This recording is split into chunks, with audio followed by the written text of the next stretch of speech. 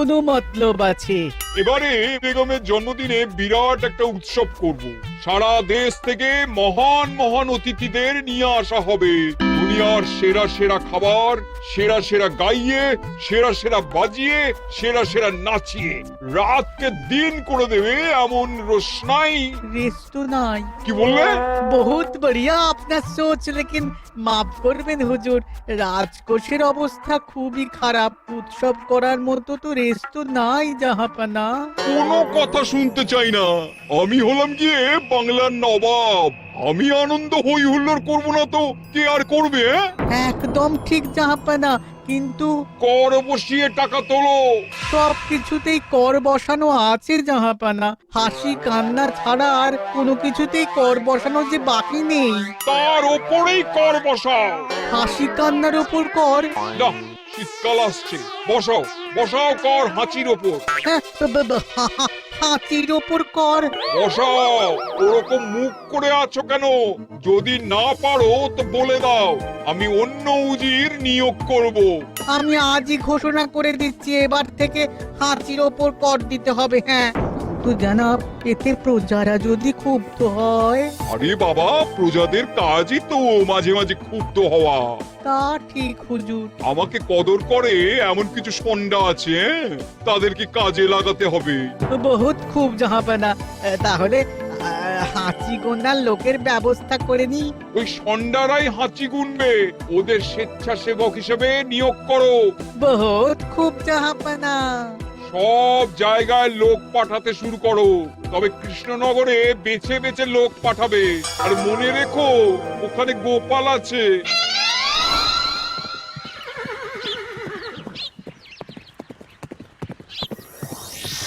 সব জায়গায় কর আদায়কারী পাঠিয়ে দেওয়া হয়েছে জাহাপানা।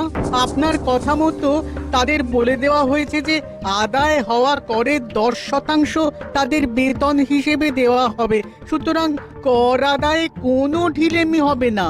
বহুত আচ্ছা, বহুত আচ্ছা।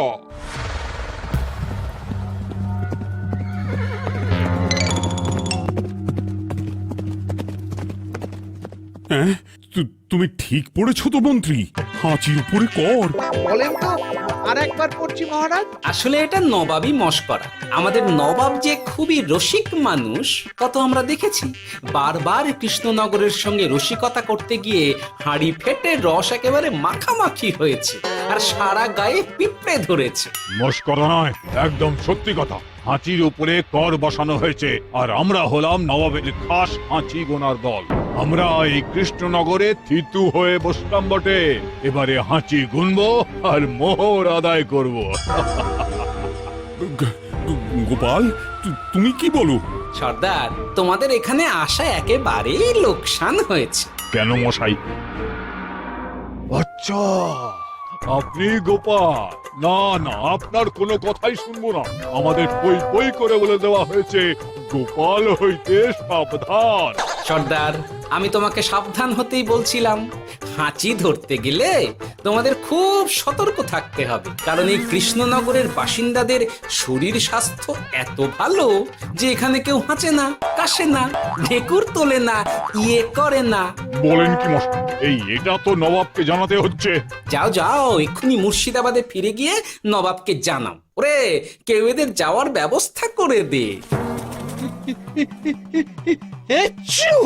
ওই তো হেঁচেছে।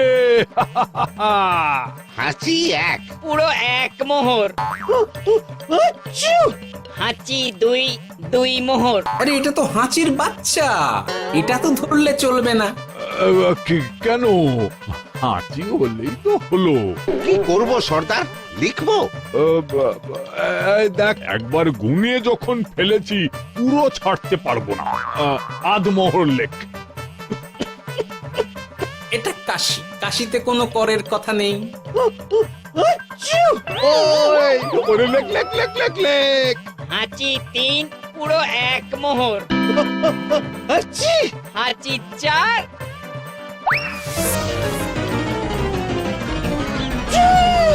হাঁচি পাঁচ। লেখো। হাঁচি ছয়,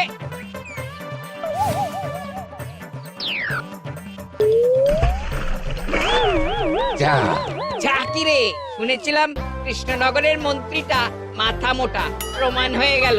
জল থেকে উঠবে যখন ঠান্ডা লেগে হাঁচি তো আরো বাড়বে। জলে বুড়বুড়ি উঠছে, বেটা জলের তলায় তলায় হাঁটছে, হাঁচি সাত। এখনো তো ফিরলো না, বেলা গড়িয়ে দুপুর হয়ে গেল।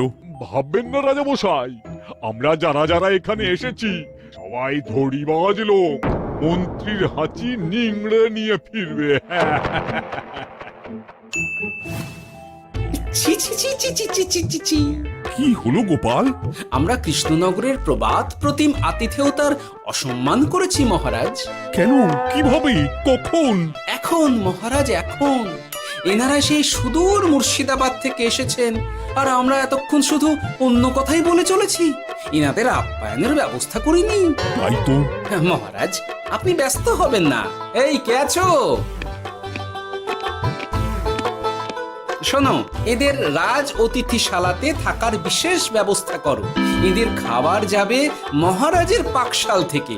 এদের সব সুবিধে অসুবিধে দেখার জন্য দাস দাসী নিযুক্ত থাকবে। চলো চলো। আরে দাঁড়াও সর্দার, হ্যাঁ বলুন। তোমাদের তো আবার গোপালের কথা শোনা বারণ। আমার ব্যবস্থায় বোধহয় তোমরা থাকবে না। বাদ দিন তো, আসলে ভয় ছিল আপনার বুদ্ধিকে, আর ভয় নেই। কেমন আগু পিছু বিচার না করেই বলে ফেললেন এখানে কেউ হাঁচে না। বুঝে গেছি, আসলে গোপাল হলো গল্প। চলো চলো, ও বড্ড খিদে পেয়েছে। প্রহরী, এই সর্দারের দলের বাকি লোকগুলো এলে এদেরকেও অতিথিশালায় নিয়ে যেও। হ্যাঁ, আচ্ছা। এ কি গোপাল, এই রক্তচোষাগুলোর জন্য তুমি রাজনিবাস আর রাজভোগের ব্যবস্থা করে দিলে? গোপাল কার পক্ষে মহারাজ? এতক্ষণ গোপালের সব কাজ তো কৃষ্ণনগরের বিপক্ষে গেল। বটেই তো, আমি মনে মনে গণনা করে দেখলাম গোপালের শুল যোগ শুরু হয়েছে। আগামী 1 যুগ ধরে গোপাল যেখানে থাকবে সেখানে রাহুর প্রকোপে দুঃখ দারিদ্র মহামারী একসঙ্গে এসে ধরা পড়বে। মহারাজ, গোপাল কখনো কৃষ্ণনগরের খারাপ ভাবেনি। সে যখন ওই রক্তচোষাদের রাজভোগে রাখার ব্যবস্থা করেছে, তখন বুঝতে হবে এর মধ্যে একটা ঘোরতর পেঁচ আছে। গোপালই তাহলে বলুক কি পেঁচ। মহারাজ, মানুষ বিলাসের সুযোগ পেলে কাজ ভুলে বিলাসেই ডুবে থাকে। কত সম্রাট মহাসম্রাট বিলাসিতায় ডুবে কত সাম্রাজ্য মহাসাম্রাজ্য ভেঙে টুকরো করেছে। এরা তো নবাবের পাঠানো কিছু মূর্খ বালক মাত্র মহারাজ। এদের রাজভোগে ডুবিয়ে দিলে হাঁচির কথা কি এদের মনে থাকবে?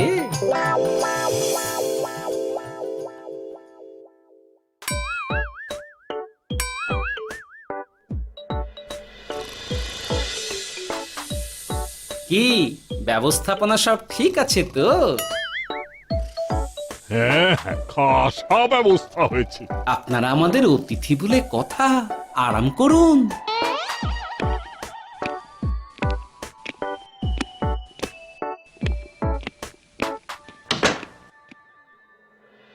বিজ্ঞানী, তোমার এই দুমুখ আয়না আবিষ্কার তোমার জীবনের সেরা কাজ। একদিক দিয়ে আয়না, অন্য দিক দিয়ে কাঁচ। কেউ জানতেই পারবে না যে তার উপর নজর রাখা হচ্ছে।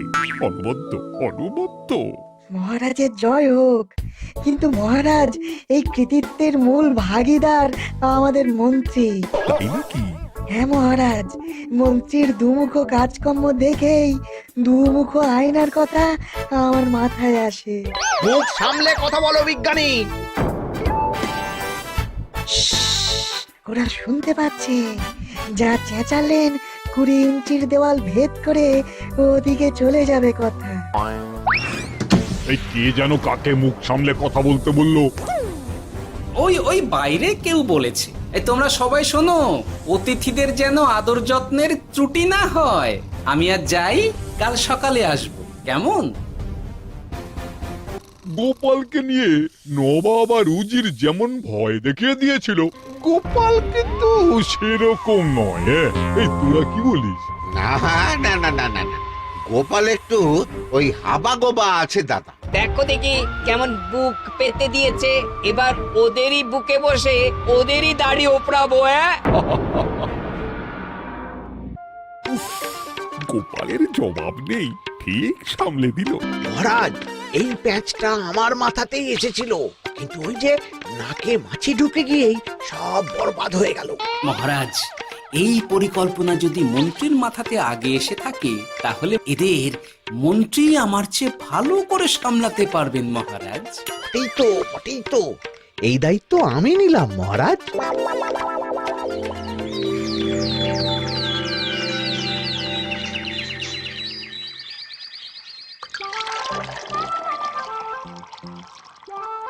আহা, সকালে ঘুম থেকে উঠে এই রকম বেলের পানা যেন স্বর্গের অমৃত।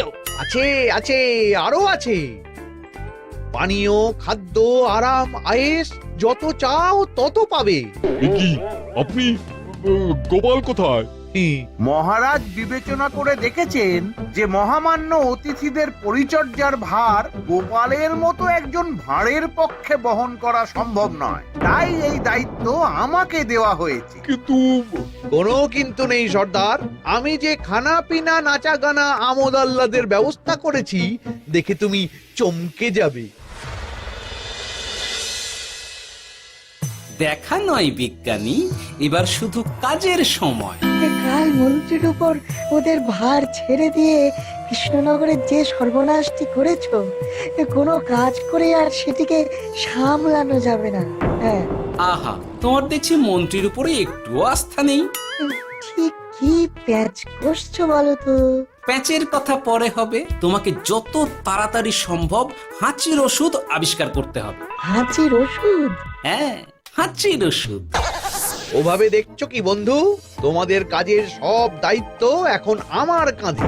তোমরা আমোদ করবে আর আমি কর আদায় করে তোমার হাতে এনে তুলে দেব। সর্দার, এর মধ্যে একটা চাল আছে মনে হচ্ছে। কি আর আমি বুঝিনি। এখন কি করবে? বিশ্বাস করে আদায় উসুলের ভার এর উপরে ছেড়ে দেবে? পাগল নাকি? মন্ত্রী মশাই, বলো বন্ধু। বলছিলাম আর দেরিতে কাজ কি?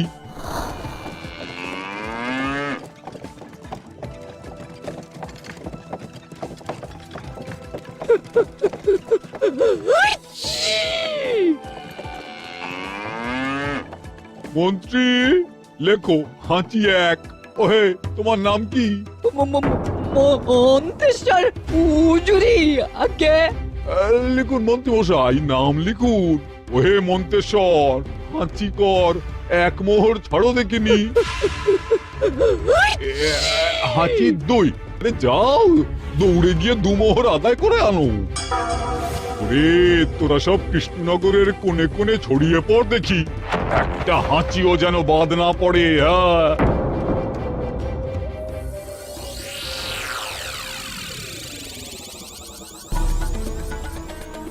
এটা হুজুরে আলাক বর্ধমান, খাম্বাস এবং কৃষ্ণনগর থেকে। চমৎকার চমৎকার, তাহলে গোপাল কিছু করতে পারেনি। আমাদের যুব শক্তি কৃষ্ণনগরকে পুরো নিংড়ে নিয়ে আসছে। মহারাজ কৃষ্ণচন্দ্রের একটা আবেদন আছে জানাব। এই হাঁচি করের 30% যদি ওই রাজ্যকে দেওয়া যায় তাহলে আদায় উসুল আরো ভালো হবে। ওরা বলেছে যে আপনি যদি 30% দেন তাহলে কর আদায় একেবারে জান লড়িয়ে দেবে। মঞ্জুর মঞ্জুর। আর একটা আর্জি আছে হুজুর, কৃষ্ণচন্দ্র কদিন বাদে নবাবকে কৃষ্ণনগরে আমন্ত্রণ জানিয়েছে। কেন? কৃষ্ণনগরের নবাব এবং তার উন্নয়ন উপলক্ষে এক মহোৎসব হবে। সেই সঙ্গে শহরে থাকা ইংরেজদের কাছেও নবাবের সৈন্য বলের এবং নবাব ও কৃষ্ণনগরের মধ্যে পারস্পরিক ভ্রাতৃত্বের সম্পর্কের বার্তাও পৌঁছে দেয়া যাবে। নবাবের অধীনস্থ রাজারা নবাবের শত্রু, এই রকম একটা ধারণা থেকে ইংরেজরা ইদানিং বেপরোয়া হয়ে উঠেছে, তাতে লাগাম উঠবে। বহুত খুব, মঞ্জুর মঞ্জুর মঞ্জুর।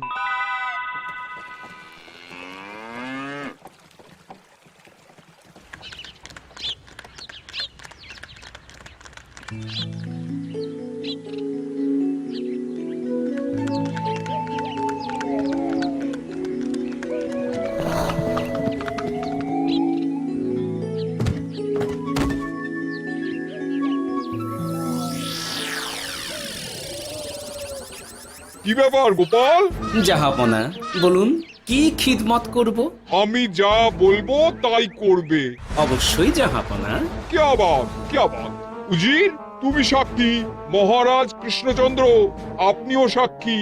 গোপাল আমাকে কথা দিয়েছে আমি যা চাইবো তাই করবে। গোপাল, তুমি আমার সঙ্গে মুর্শিদাবাদ যাবে। এখন থেকে আমার দরবারের বিদূষক হিসেবে থাকবে, কেমন? ওরে ওরে ওরে ওরে ওরে তোরা বাজনা বাজা। এখন থেকে গোপাল আর কৃষ্ণনগরের নয়, গোপাল মুর্শিদাবাদের। চড়ছে বাজা।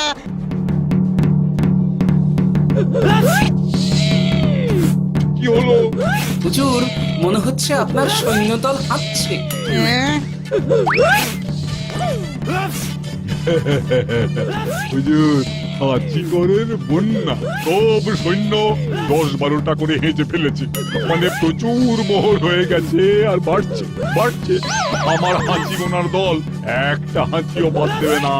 মোহর রাখার জন্য নতুন পোশাকখানা বানাতে হবে হুজুর।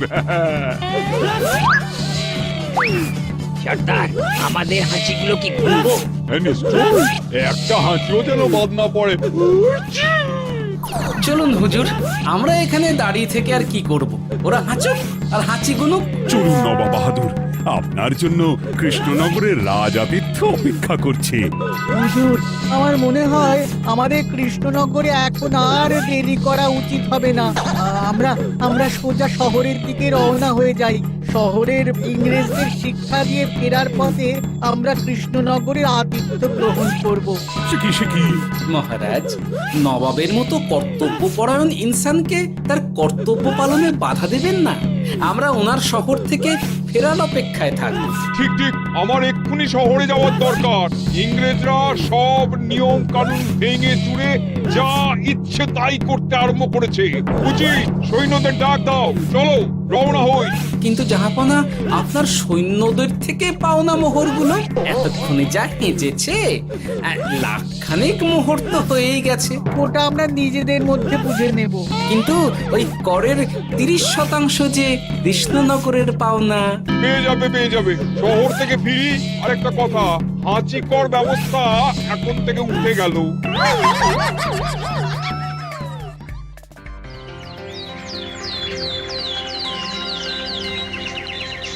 মহারাজ, কিভাবে গোপাল ভাঁড় মহাশয় নবাবের উন্মাদের মতো জারি করা ওই হাঁচিকর থেকে আমাদের সকলকে রক্ষা করেছেন তা আমরা সকলেই জানি। সমাজের তরফ থেকে তাই গোপালকে সামান্য উপহার।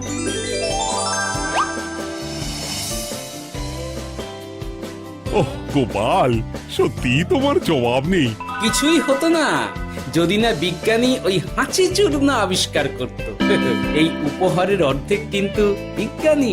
সবই তো বুঝলাম, নবাবকে সৈন্য সহ নিমন্ত্রণ থেকে সৈন্যদলকে হাঁচি চূর্ণ মাখানো চাঁদোয়ার তলায় ঢোকানো পর্যন্ত।